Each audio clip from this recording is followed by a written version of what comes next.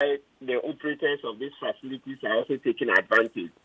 So, I would stand down heavily against them that, look, they should close down this facility because the fact that we've been given a reprieve when it comes to individuals failing to wear the face mask should not be used as a reason to open the beaches. Because now that you see we are complaining, if we are not careful, you would have the police crack down on citizens as well.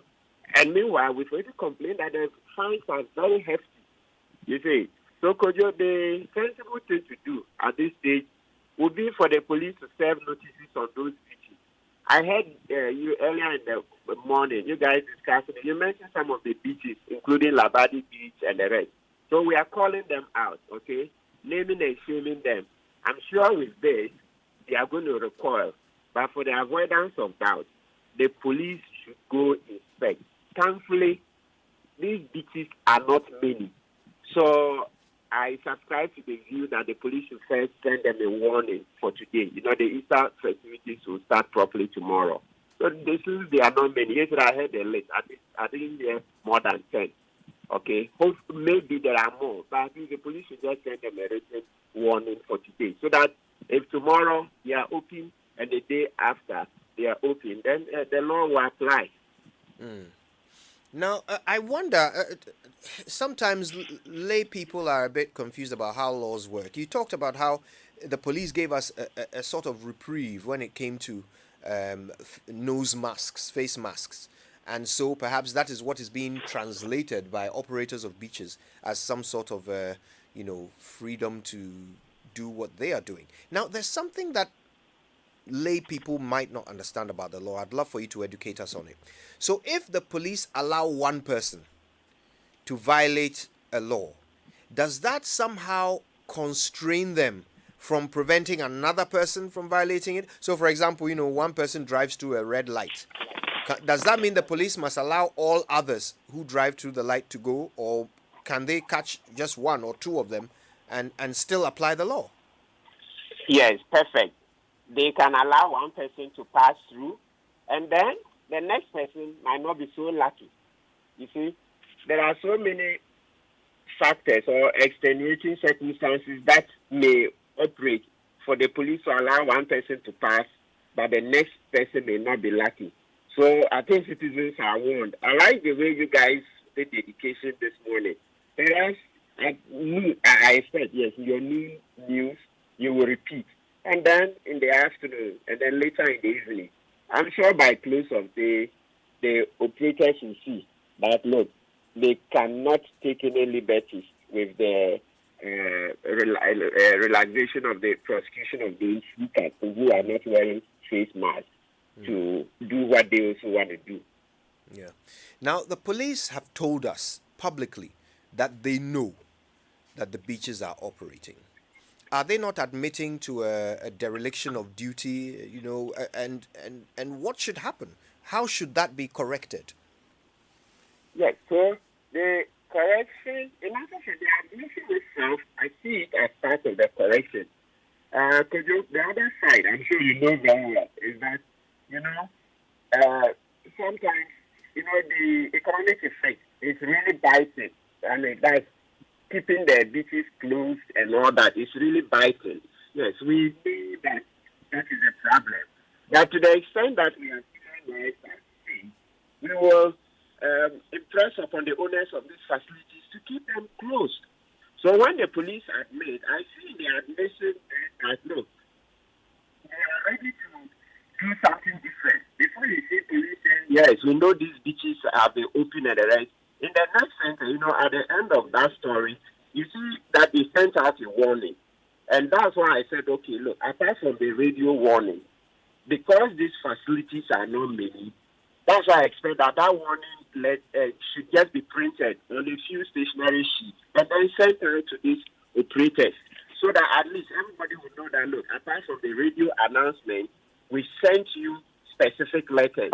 It helps because we also must be a bit sympathetic to the operators of these facilities, because of the biting economic effect, no revenue, and so their businesses were, going to crash, because we're not making money and the rest. But unfortunately, the COVID cases are rising, and so they just have to keep them closed.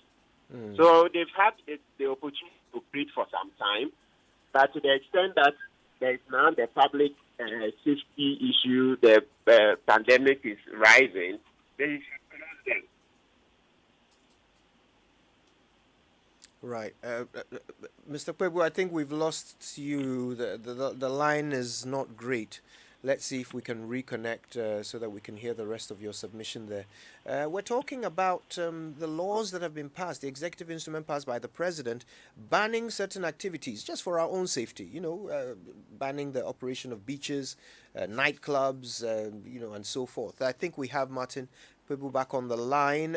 Forgive us, there was a problem with the connection there, but can you hear us now? Okay. Yes. Wonderful. Okay, so I'll let you complete the point you were making, please. Yes. So I was making the point that we sympathize, with the situation. That's the old pretext. They are complaining that they are not making revenue because the beaches were closed for a while and all that. Yes, we sympathize with the situation. But it's just the problem that we have human lives at stake. So they should realize that human lives matter more than the revenue. Okay? Yes. So because of that, they should keep the beaches closed. And that's why I'm joining in the call for the police to go serve them specific notices. That helps. Because for all you know, maybe the MD didn't follow the business. They didn't monitor Joy FM this morning. Perhaps yesterday he didn't listen. He was too busy. So he didn't get an inkling that the police are about to swoop on them. So let's give them a notice for today. Then tomorrow, if they are not mending their ways, then the police can go in and close down the beaches and, of course, arrest those they have to arrest. How should we still impress upon the police to go back and retrospectively deal with those who they themselves say they are aware have broken the law in the past? No. Let's be very practical today. It will be practical because those who did, there are some who have argued that the poverty and the starvation that results from lockdown is worse than the pandemic itself. You've heard that. That is what policymakers sometimes will tell you, that the cure should not be worse than the disease. Okay, the cure cannot be worse than the disease. So if you are bringing up solutions, it should not cause more trouble than the problem itself. So to the extent that these diseases are for some time illegally, let's just let people just like, let's start from tomorrow. That's what I'm saying. Let's ramp up education and serve them notices. That's from tomorrow. If or starting tomorrow, not from sometimes when you think from, then it may exclude tomorrow. So starting tomorrow, if the beaches are open, the owners of those facilities will be arrested. So let's start tomorrow. Okay, now with nightclubs and event venues and so forth that are named in the executive instrument to be shut down, I have a particular scenario that I want to put to you for the sort of legal interpretation, if you can help us. So a friend of mine posted a picture of herself at an event at a well-known pub, which is supposed to be shut down. Okay. And I messaged her and said, why did you attend to this place, which is supposed to be shut down? And she said, oh, it is shut down, but somebody had a private party there, and she attended the private party. Did she break the law? Did the organizers of this private party break the law? Or are they allowed to do private parties even though the executive instrument says they are to be shut down to the public? Wow.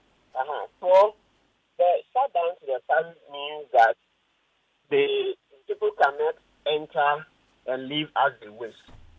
So it appears private party, but also let's be careful that the if at the end of the day, those who ended up attending, the numbers will be such that it was just equivalent.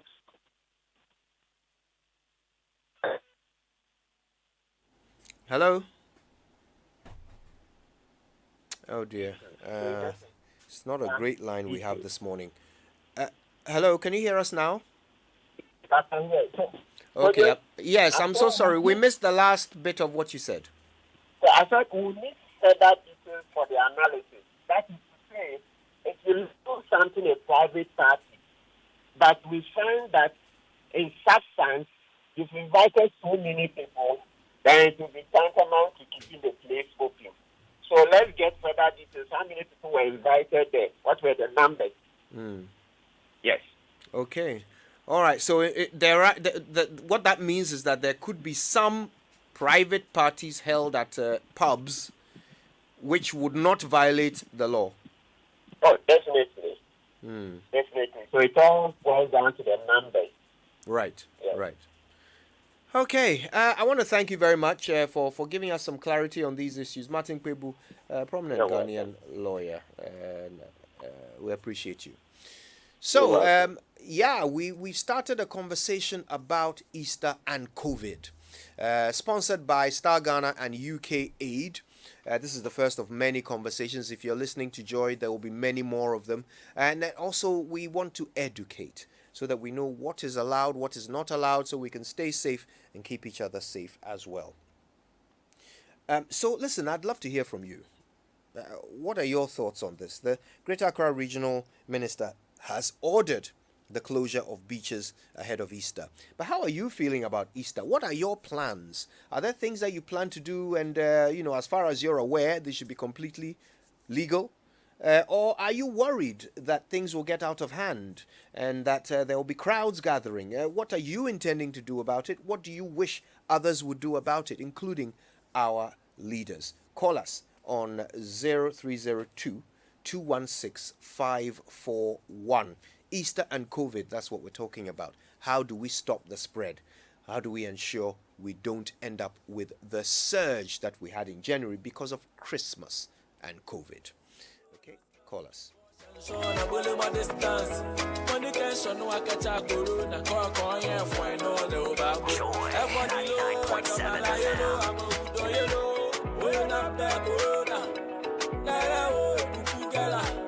Gataza sanitizer, tojidela, ababela, obu social distance, ababuya, medelado, meye, mayati to bia sulo corona, meye.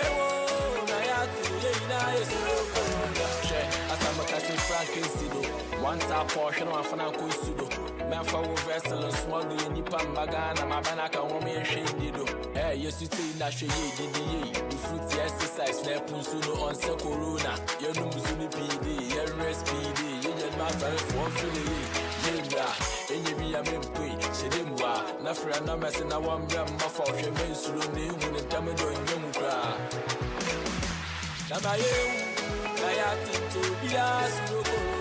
Joy 99.7 Soja Suro Corona, Lawyer Osuro Corona, Malam Suro Corona, Walla Pastor Osuro Corona. So that's Corona by Kofi Kinata. Love that song. And good morning to you, Bile. I know you're listening. Okay, so this conversation is about Easter and COVID-19. We want to hear from you. We want to know what your plans are for Easter, what you are going to be doing to stop the spread, and whether you have any concerns about the celebration of Easter and what could go wrong, which could end up with a surge like what we had after Christmas. What are you expecting yourself and others to do, including our leaders, of course, to ensure that we don't end up with this spread? Okay, so, of course, this was all included in an executive instrument EI 37, imposition of restrictions for coronavirus disease COVID-19 pandemic number 17, and this was passed here in 2021. Well, I'm looking for the specifics. Yes, here we go. Under imposition of restrictions, it says there is imposed by this instrument restrictions on public gatherings, including A, beaches. That was the very first. A, beaches. B, festivals. C, pubs and bars, including hotel bars. D, weddings. E, funerals. F, concerts and theatrical performances. G, parties. H, cinemas and movie houses. So parties are also banned, by the way. That's important. Let me just finish the list quickly. I, nightclubs. J, large political gatherings and rallies. And K, large religious gatherings such as crusades, pilgrimages, and conventions. Okay? So, and it also says all public gatherings set out in paragraph 1.1 are suspended. All right. So let's talk to El Greg in Teshi. El Greg, good morning. Good morning, Kojo. I think that at sometimes in this country, people like to show the importance or relevance. The president, who is the highest authority in the land, has already given a directive. So if the regional minister wants to talk on the same issue, he can only remind us of the president's directive, not that he has ordered. It is not necessary. But that is our nature, anyway. Okay. Well, El Greg, thank you very much for sharing. God bless you. That's El Greg in Teshi. You can call us too on 0302-216-541. This conversation is sponsored by UK Aid and Star Ghana. Now, to clarify, the Greater Accra Regional Minister, according to the Ghanaian Times, Henry Korte, has ordered the closure of all beaches during this year's Easter celebration. The minister explained that such a directive was to ensure sustained, strict adherence to the directives as issued by the president, Nana Addo Dankwa Akufo-Addo, on the safety protocols of the COVID-19. So he says that his directive is to ensure sustained, strict adherence to the directives as issued by the president. So I guess the question is that are the president's directives being adhered to in a sustained way, in a strict way? Call us with your thoughts. 002-216-541.